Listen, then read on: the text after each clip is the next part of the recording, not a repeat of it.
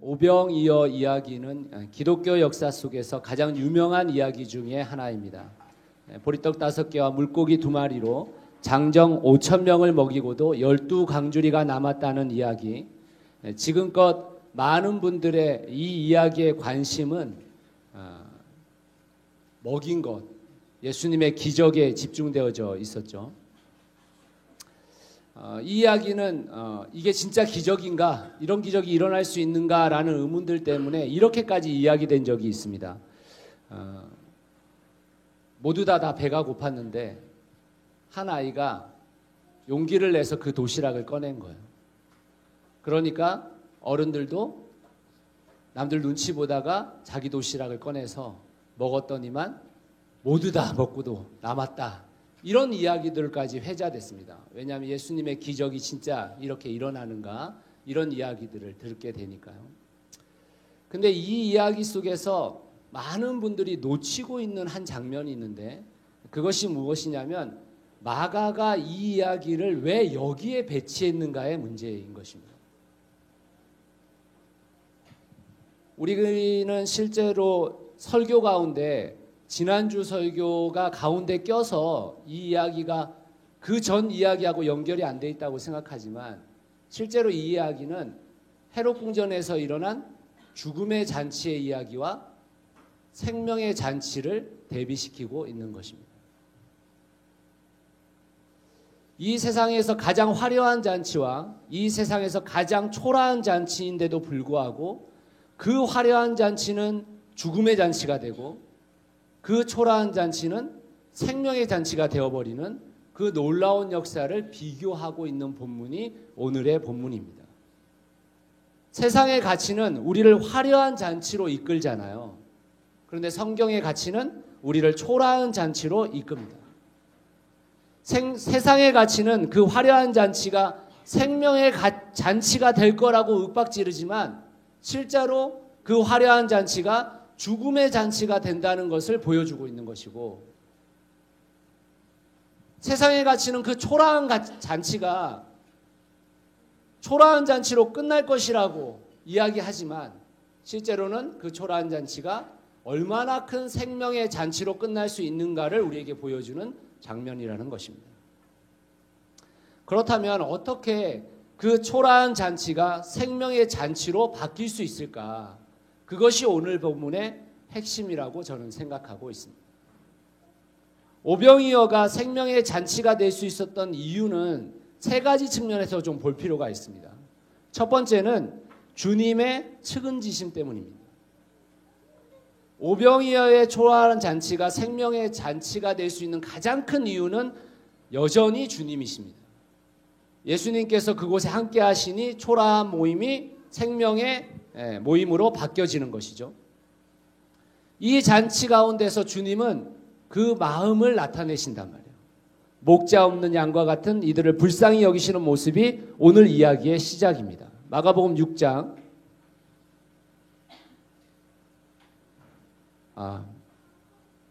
이 구절들이 안 됐군요.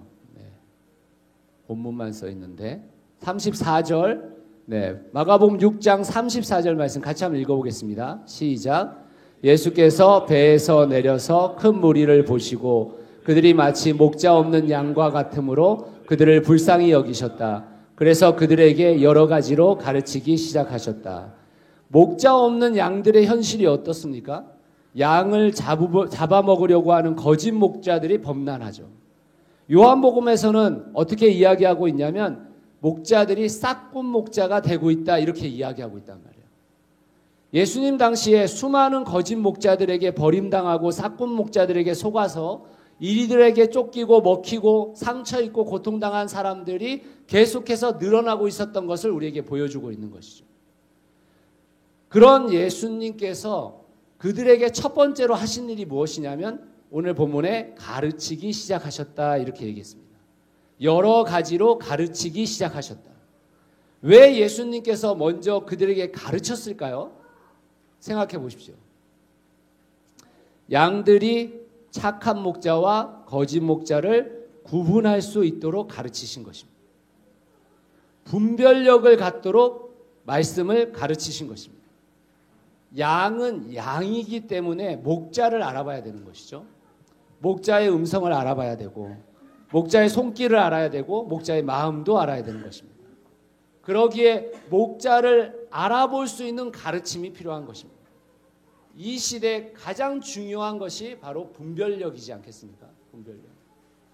그래서 주님은 말씀을 사람들에게 가르치셨습니다. 그런데 그것만 하신 게 아니죠.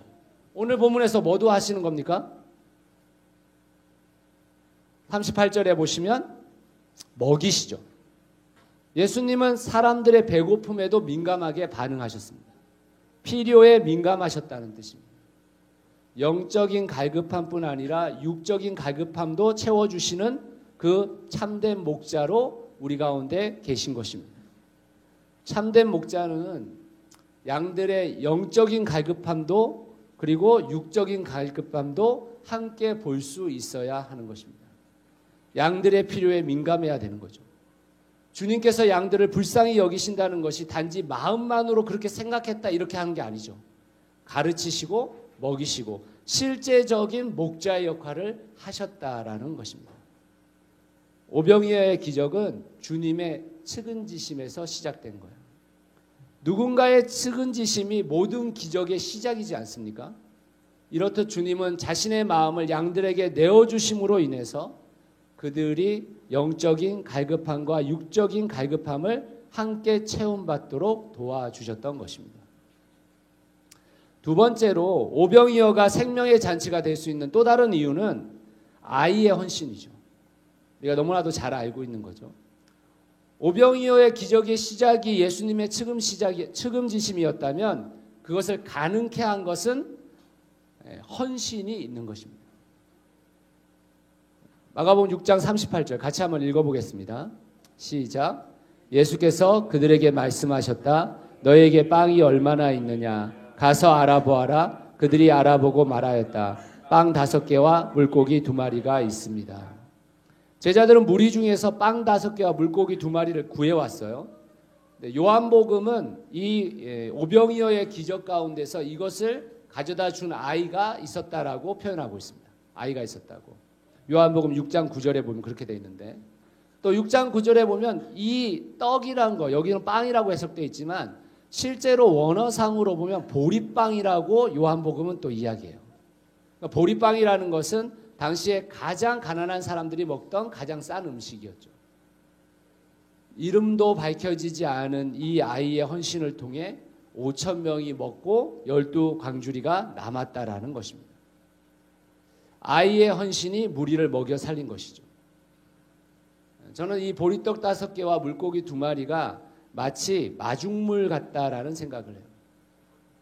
펌프로 땅속에 물을 퍼올릴 때 맨 처음에 먼저 펌프에 붙는 한 바가지 정도의 물이 마중물이잖아요. 많은 사람들이 자신의 헌신과 몸부림이 무슨 의미가 있을까라는 생각을 할 때가 많이 있습니다.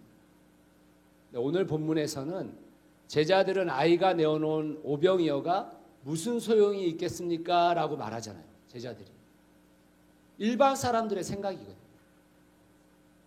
그러나 땅속에 물이 무진장 있지만 그 한 바가지에 물이 없다면 퍼올릴 수 없는 것입니다. 마중물은 양이 아니라 그것의 유무가 중요한 것입니다. 여러분의 헌신과 기도가 마중물이 되어서 교회가 이루어졌잖아요. 지금도 여러분의 헌신들이 모여져서 교회를 이뤄가고 있는 것이고 이것이 아무리 작은 헌신처럼 보일지라도 주님은 그것을 사용하시는 것입니다. 어떤 사람은 보리떡 5개와 물고기 2마리가 없었더라도 주님께서 이들을 어떻게든 먹이셨을 거 아니겠느냐 이렇게 얘기하지만 저는 그렇게 생각하지 않습니다. 주님께서는 보리떡 5개와 물고기 2마리가 있었기 때문에 그 기적을 행하신 것입니다. 주님께서는 누군가의 헌신을 통해 생명의 잔치가 이루어지도록 만드시기 때문인 것이죠. 사랑하는 성도 여러분, 혹시 여러분 중에 지금껏 내가 해온 모든 것들이 의미 없다는 생각을 갖는 분들이 계십니까? 그리고 누군가의 헌신이 별로 의미가 없었다고 생각이 드시는 분이 계십니까? 그렇지 않습니다. 아무리 작은 헌신일지라도 주님은 그것을 의미 있어 하십니다. 그리고 주님은 오늘도 우리가 결단한 헌신을 통해 일하고 계신 것입니다.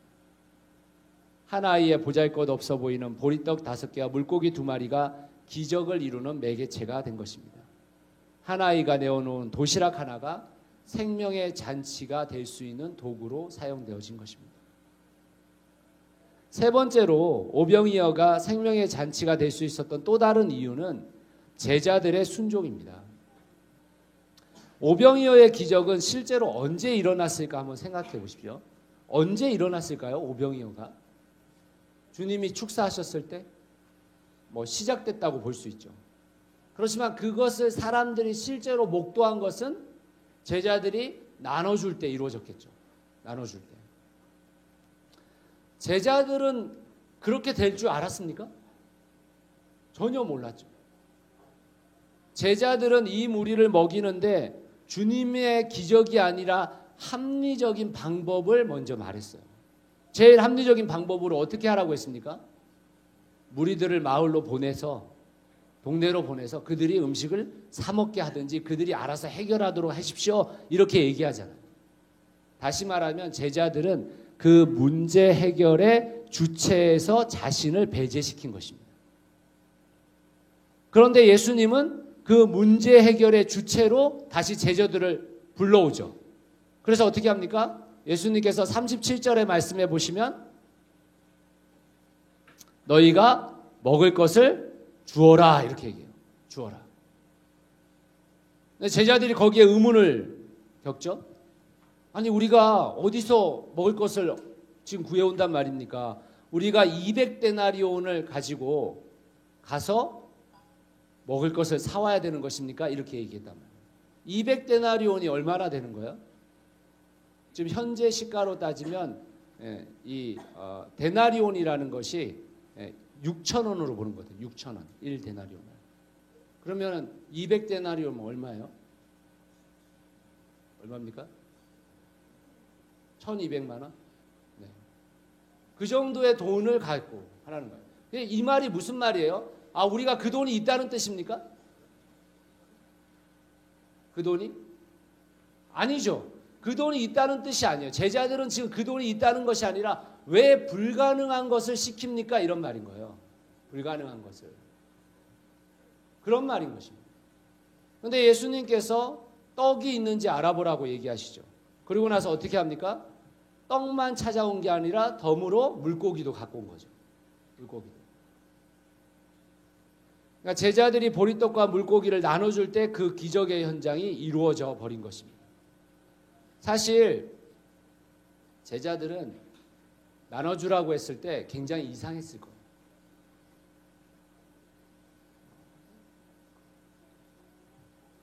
그걸 나눠줄 때 줄어들지 않는 것이 너무 이상하고 신기했을 거. 이 기적의 시작이 측은시심이고 또 하나의 헌신을 통해 마중물이 준비되어졌고, 그렇지만 제자들의 순종도 또한 굉장히 중요한 요소가 되어지는 것입니다. 처음에 제자들은 예수님께서 무엇을 하실 수 있을지 기대도 못했고 주님이 하고 계신 일들이 시작될 때도 마지못해서 따랐지만 그 마지못한 순종이 주님의 기적을 현장에서 목격하게 만든 놀라움을 만들어낸 것입니다. 제자들이 내어놓은 순종이 오병이어를 생명의 잔치로 만든 것입니다. 때론 이해되지 않아도, 때론 내 기대감이 적어도 주님의 말씀에 대한 순종이 그 기적을 만들어내는 것이죠. 동의되지 않아도 주께서 말씀하신 그 말씀에 마지못한 순종이라도 필요한 것입니다. 설교를 준비하면서 저도 한번 생각해 봤어요. 오병이어의 현장에서 주님께서 제게 그 음식을 나눠주라고 했으면 제가 그 음식을 나눠줄 수 있었을까? 혹시 뒤로 빠진 거 아닌가? 숨지 않았을까? 이런 생각을 해보게 됩니다. 사랑하는 성도 여러분, 때론 주님의 말씀이 현실에 맞지 않는 것 같죠. 때론 주님의 말씀이 도저히 동의가 안 되는 것 같기도 하죠. 그럴 수 있습니다. 제자들도 그랬으니까요. 그렇지만 한번 용기를 내보셔야 합니다. 제자들도 그랬던 것처럼 말입니다. 오늘날 주님의 측은지심은 변했습니까? 변하지 않았습니까? 주님께서 우리 인생들을 불쌍히 여기심은 변했습니까? 변하지 않았습니까? 변하지 않으신 거죠. 그렇다면 한 아이의 헌신과 마지못한 결단이 있다면 그 오병이어는 지금 우리의 삶의 현장에서도 일어날 수 있는 겁니까? 일어나지 못하는 겁니까? 일어날 수 있는 것입니다. 얼마든지 생명의 잔치로 이끌어질 수 있게 되어지는 것입니다. 2019년 우리 모두가 지금까지 우리가 해왔던 그 헌신들을 이상히 여기거나 또는 하찮은 것으로 여기지 말고 다시 힘을 내어야 합니다. 왜냐하면 이 세상에는 생명의 잔치가 필요한 곳이 너무 많기 때문입니다. 아직도 이 땅에는 너무나도 초라한 잔치지만 그것을 생명의 잔치로 바꿀 수 있는 주님께서 우리와 함께하고 계시기 때문인 것입니다. 말씀의 결론을 좀 맺겠습니다. 오늘 주님께서 이 오병이어의 역사 가운데에서 사용한 동사들이 있습니다. 그 동사들이 가지다, 축복하다, 떼다, 나누다, 이 네 가지 동사를 사용하셨습니다. 여러분 뭐가 떠오르세요? 이 네 가지 동사를 생각하면? 네, 주의 만찬이 떠오르죠. 주의 만찬. 오병이어는 주의 만찬의 축소판인 거예요. 자신의 몸과 피를 내어주셨기에 생명의 잔치가 벌어지게 되는 그 놀라운 주님의 복음과 너무나도 닮아 있습니다. 복음이라는 것은 인식이 아닙니다. 예수 그리스도께서 나를 위해서 자기 몸과 피를 흘리셔서 십자가에 달려 죽으시고 나를 나의 죄를 사해 주시고 주님께서 부활하심으로 나도 부활한다. 그 인식이 아니라 주님이 내어놓은 그 내어놓음이 이루어질 때 그 복음은 진정한 복음이 되어지는 것입니다. 여러분 한번 생각해 보십시오. 우리가 아무리 어디 가서 복음을 외친들 그 복음이 전해집니까? 아니요.